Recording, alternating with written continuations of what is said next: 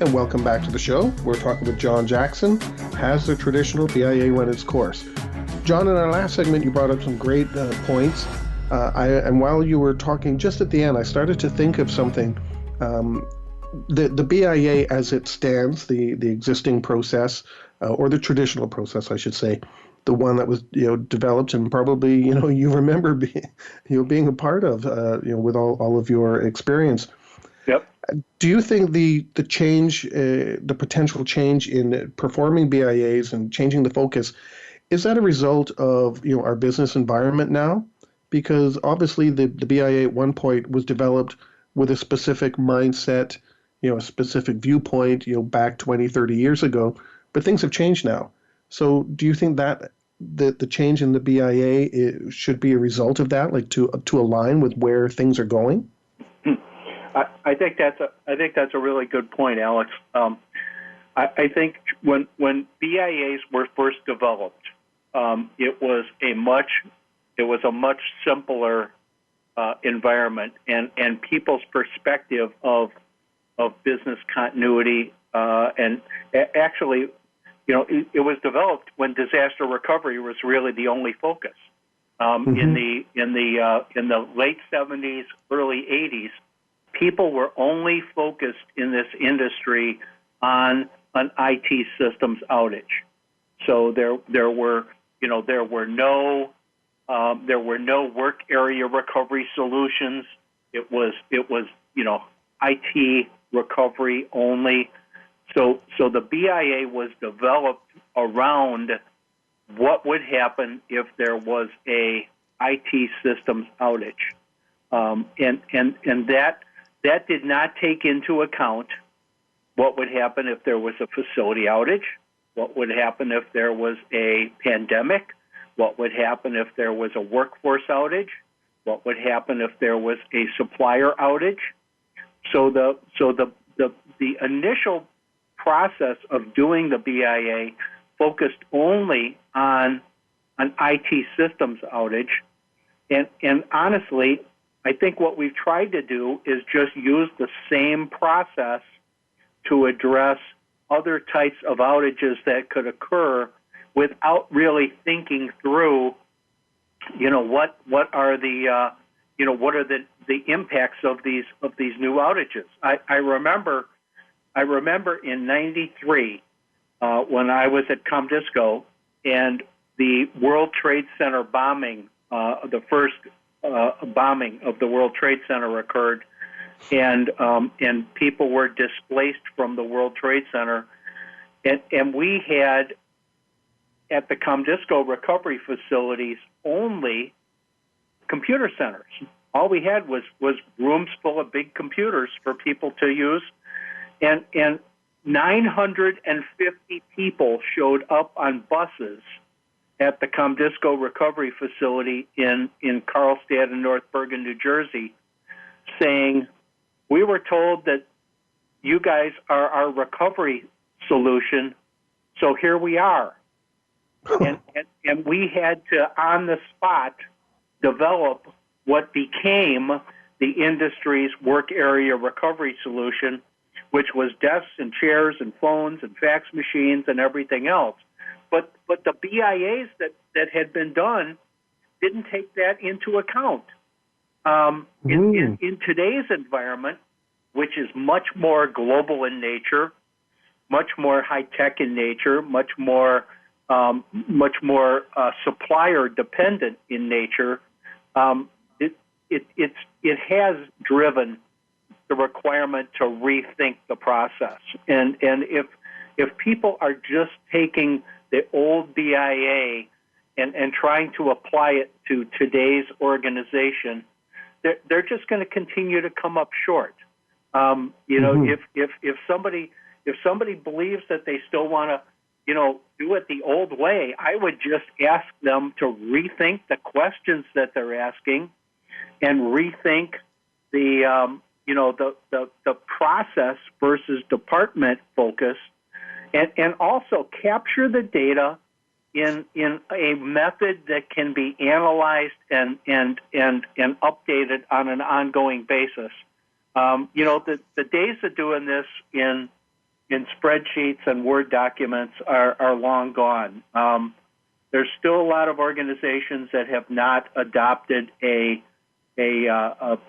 relational database planning tool for capturing this data. But I think as organizations go forward, it's going to be incumbent on them to not only change the process, but to change the way they're capturing the data and analyzing the data. So I think you raise a really good point that the new business environment is driving the change, and that the old way of doing BIAs just isn't keeping up. It's not that it can't keep up, but it isn't keeping up. Well, I think you brought some great points up there. With the changing business environment, years ago, an organization could kind of exist with one or two suppliers and vendors, and that would be it. But now, you're dealing with people literally around the world. So you have to rethink what you're doing. You can't do something that may have worked 20, 30 years ago and try to use that today. It's not going to work. And I think you're 100% correct in that. I really agree with you. And there's also Alex, a big conflict between what the procurement organization's doing and what the business continuity organization's doing. Because if I'm the business continuity organization, I'm going to say I want 5 or 6 suppliers that I can count on, so that none of them account for more than 15 or 20%. And if I'm the procurement organization, I'm going to say I'm going to crush it all down to one supplier so I can get the best pricing on the product or the service that I'm buying, and basically I'm increasing the risk. So it's kind of an interesting debate that goes on within organizations about how procurement actually impacts business continuity without really even thinking about what they're doing. Well, then you put yourself in the situation, the example you brought up with Toyota was my example, with Ford, that's happening right now. Absolutely. And maybe it's a proprietary piece of tooling or something that nobody else has, but if that's the case, they've got to think about what are their inventory levels? Do they have X number of months of supply of that product? So there's many ways to skin that cat. You can either have multiple suppliers, or you can increase inventory levels. But what you can't do is just ignore it and then find out that you're in trouble. Right.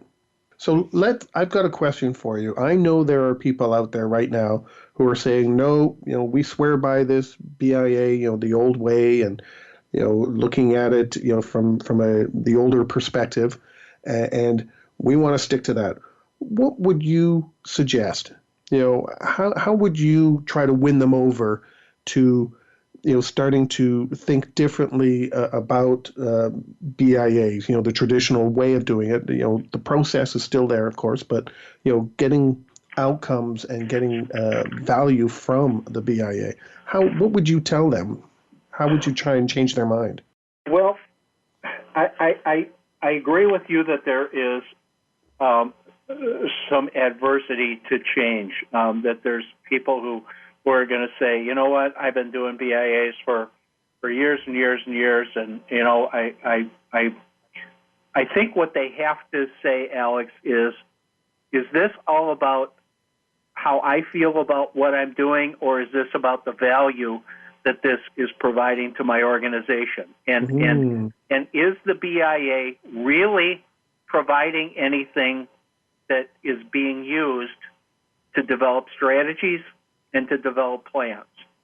I think that's a question that people have to ask. And the fact that someone might change doesn't mean that what they were doing is wrong.